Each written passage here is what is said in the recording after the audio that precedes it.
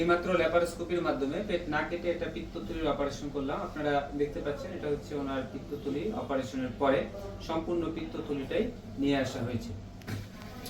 রোগীটা প্রায় কত মাস ধরে ব্যথা নিয়ে ভুগছিল? 3-4 মাস। রোগীটা প্রায় 3-4 মাস ধরে ব্যথা নিয়ে ভোগার পর আজকে আলহামদুলিল্লাহ ওনার অপারেশন হয়েছে। আপনারা যদি পিত্তথলিটা যদি দেখেন,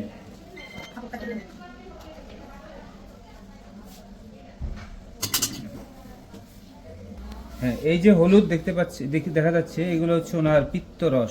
সবার পিত্তথলিতে এরকম পিত্তরস থাকে, একদম হলুদ। এই যে এটা হচ্ছে পিত্তরস। দেখেন এই পিত্তরসের ভিতরে ওনার পিত্তথলিতে এই দেখেন এটা একটা স্টোন,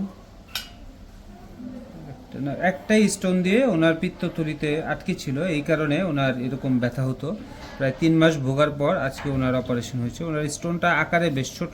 স্টোন আসলে ছোট বড় বিষয় না, আকার কোনো বিষয় না। অনেক সময় একটা সিঙ্গেল ছোট স্টোন রোগীর বারে বারে ব্যথা হয়, বুঝতে পারছেন?